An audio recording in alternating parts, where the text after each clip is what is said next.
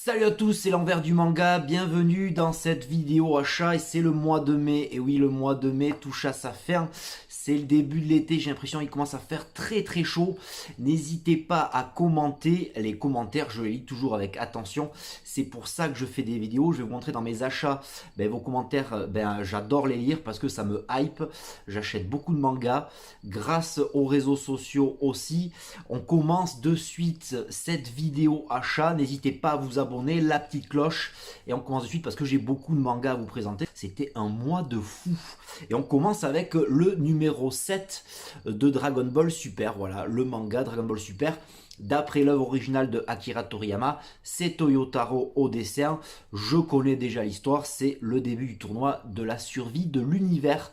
Donc j'adore, mais je préfère le manga papier. C'est un peu différent de l'animé, donc là c'est voilà, j'aime beaucoup. C'était le premier manga que j'ai acheté du mois de mai. On va le faire chronologiquement. Toujours chez Glénat, voilà, en début de mois, c'est voilà, chez Glénat, c'est Akira, le tome 5. Enfin, après 8 mois d'absence, Glénat nous sort le tome 5 de cette réédition. Voilà, j'ai dû relire le tome 4 et me remettre un peu dedans parce que j'avais un peu de mal. Le tome 6, ça veut dire que j'aurai l'intégrale en juin, sortira le 19 juin. J'y crois pas trop. Bon, Akira, je ne patronne pas du tome 5. Si vous n'avez pas lu, je vous invite vraiment à commencer Akira. C'est juste exceptionnel. Il sortira le tome 6, sortira le 19 juin. J'ai du mal à y croire avec Glénat. On ne sait jamais. Voilà, Akira, courez, foncez, sautez dedans. C'est une vraie merveille. Ensuite, au mois de mai, vers le 9-10 mai, je me rappelle bien, et j'ai il y a eu grosse sortie de chez Kurokawa, voilà, avec notamment, il m'a beaucoup plu ce tome 15, le tome 15 de One Punch Man, voilà, One Punch Man. Enfin un petit background sur Saitama, ça m'a vraiment hypé, voilà, j'ai fait un post Instagram carrément sur One Punch Man, je le trouvais vraiment génial. Toujours dans l'humour, c'est toujours aussi bien foutu, toujours aussi bien dessiné. Je le mettrai peut-être un jour à l'anime, mais voilà, à l'anime, mais je suis pas sûr. Mais Saitama, enfin voilà, un petit background, il fait une petite introspection, toujours avec humour, mais il se demande pourquoi c'est un héros. Est-ce qu'il va prendre des coups? Est-ce qu'il va ressentir la douleur? Donc c'était voilà, One Punch Man, il m'a beaucoup plu. Enfin quelque chose qui se passe dans One Punch Man. On enchaîne avec Shonan 7 du Furio, voilà. C'est un spin-off de GTO. Voilà, GTO de Toro Fujisawa. Et là c'est Shinsuke Takahashi au dessin. Donc c'est vrai que les dessins sont pas top, ça n'a rien à voir avec du GTO, mais c'est des tournois, c'est des grosses bastons.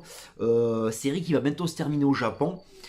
Là aussi, chez Kurokawa, c'est sympa, voilà, c'est sympatoche, ça se bagarre, c'est très, il y a un peu de fanservice, il y a quelques gonzesses, mais c'est très drôle. Shonan 7, Shonan comme la ville originaire, ou d'où est originaire Ekishi Onizuka. On enchaîne avec le My Home Hero tome 3, le My Home Hero tome 3 qui commence à devenir, je l'ai préféré au tome 2, mais ça commence à devenir un peu trop what the fuck, voilà. On se demande comment il s'en sort, cette plongée en enfer et cette plongée dans la pègre, et en fait il n'arrive plus à s'en sortir. Plus il essaye de régler les problèmes, et plus les problèmes arrivent après. Et donc c'est un cercle vicieux, mais voilà, j'espère que ça va pas prendre 15 tomes, parce qu'à un moment donné, ça va être un peu, voilà, un peu tiré par les cheveux. Et on enchaîne directement avec un manga de chez Pika, et c'est Aku, voilà, Aku, le chasseur maudit, un manga sur la préhistoire qui m'avait beaucoup plu avec son tome 1, original de faire un manga sur la préhistoire. Le tome 1 était bien et là le tome 2 ne m'a pas beaucoup voilà, hypé, voilà. Voilà, j'étais super déçu, d'autant qu'il y a un côté sexuel qui rentre en jeu, qui n'apporte vraiment rien. Les ellipses sont un peu mal foutues, la narration on comprend pas trop. Ce sera un manga en 5 tomes, voilà, souvent chez Pika ils mettent le nombre de volumes qu'il y aura. Mais j'espère que ça va s'arranger, parce que j'ai pas trop aimé, je me tâte vraiment à continuer la série. Je vais attendre les retours du tome 3, que quelques youtubeurs ou quelques instagrammeurs l'achètent avant de m'y aventurer. Voilà, donc à coup un peu déçu. The Promise de Neverland, tome 6, voilà, tome 6, il m'a beaucoup plu ce manga, avec les tomes 4 et 5 de The Promise Neverland tourner un peu en rond, et le tome 6 voilà, redynamise l'histoire, je suis vraiment content. Là le tome 8 va sortir le 19 juin Et je suis, voilà, je me tâte à prendre le tome 7 maintenant, et après j'aurai le tome 8, et après il n'y aura plus rien. Ça sort tous les 3 mois, 2 mois, 3 mois, donc je suis un peu sur le cul entre deux chaises. Et donc le tome 6, très très bien, et toujours bien foutu, voilà, artistiquement, c'est très très beau. Et on continue cette vidéo achat du mois de mai avec le tome 2 de Noise, voilà, de Tetsuya Tsutsui. Voilà, j'arrive à le dire, petite dédicace à Chevalier Shaka, qui est toujours là pour me rappeler à l'ordre sur les prononciations. Merci à toi. Et ouais, Noise tome 2, j'ai mis du temps à m'y mettre. Tetsuya Tsutsui, un mangaka assez connu. Je ne connais que Poison City de cet auteur. Et donc je ne connais pas à part ça, j'aimerais bien toujours commencer Manhole et Prophétie, mais pour l'instant je me fais voilà, Noise, un manga sur la campagne, et oui sur la campagne, qui prend place dans un petit village qui cultive la figue, et où l'arrivée d'un tueur va voilà, bouleverser la vie de ses habitants. Je vous invite vivement à aller acquérir ce manga ou à le lire où vous pouvez, voilà. Et donc c'est un très bon manga. Le tome 3, j'ai pris à partie Kiyun sur Twitter pour leur demander quand est-ce qu'il allait sortir, parce que j'avais pas de date. Le tome 3 sortira en décembre, ça va être très très long. Voilà, Tetsuya Tsutsui, et c'est Noise tome 2, très très bon. On enchaîne chronologiquement, et là on était à la mi-mai, voilà, à la mi du mois, et là c'était chez Vega, voilà, ça sortait le 15 du mois, les sorties chez Vega, avec Peleliu, Guernica of Paradise, voilà, chez Vega, un manga sur la Seconde Guerre mondiale. Côté pacifique, le petit côté chibi mignon des soldats qui contraste avec la dureté du propos, la dureté de la guerre, c'est sale la guerre.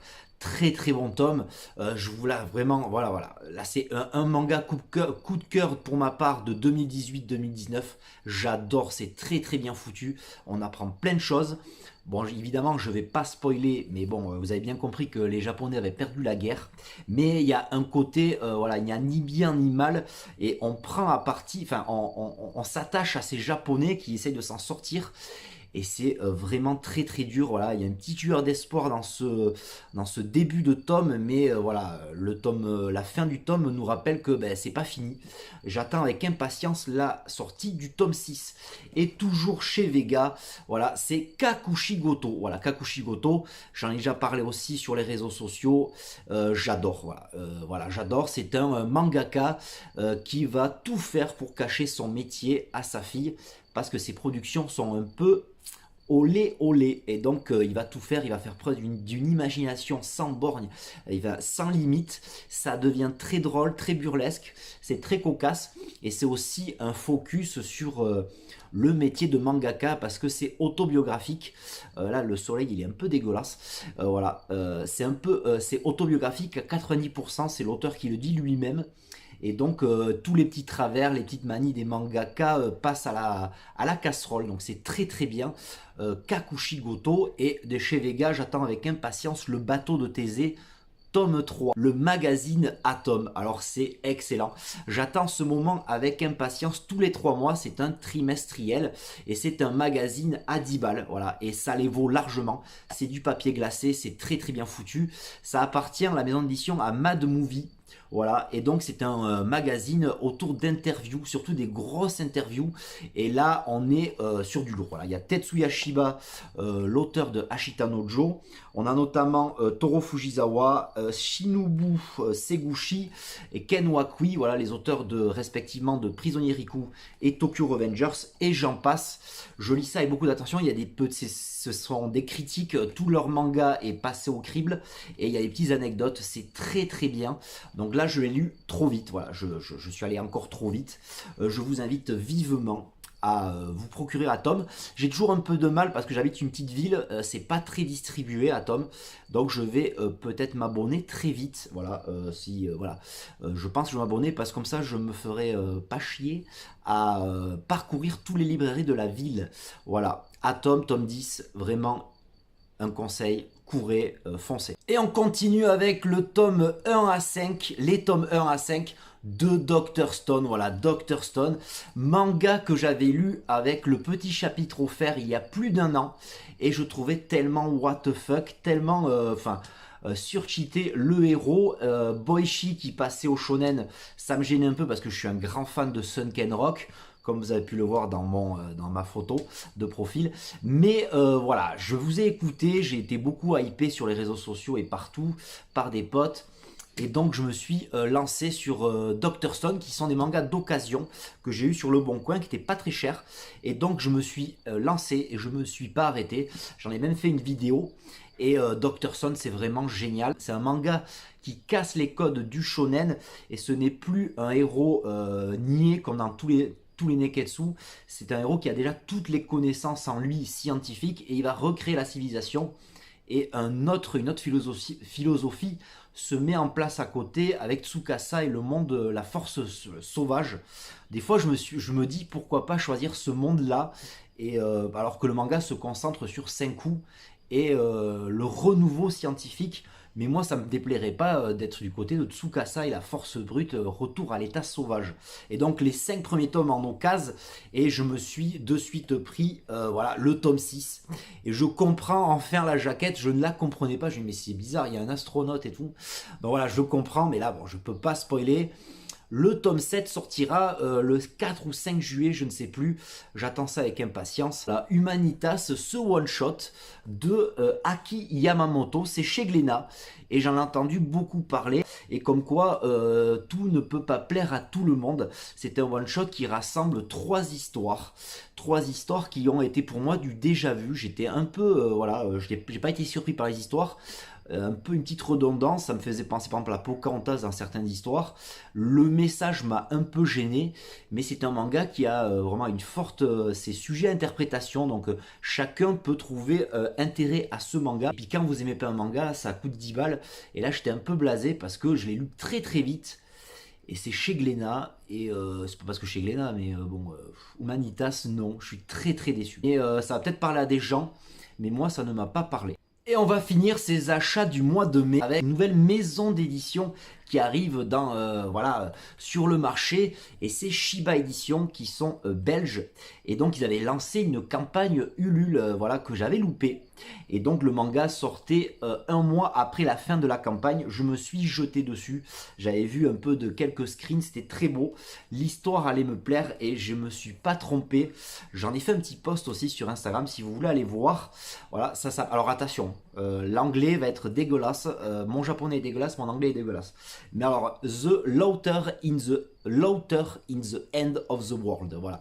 C'est de chez Shiba Edition, et c'est une mangaka qui est assez connue, c'est Yellow Tanabe, un démon qui a rasé, qui a envahi la moitié de l'humanité, et l'un d'entre eux va parcourir le monde pour affronter ses congénères.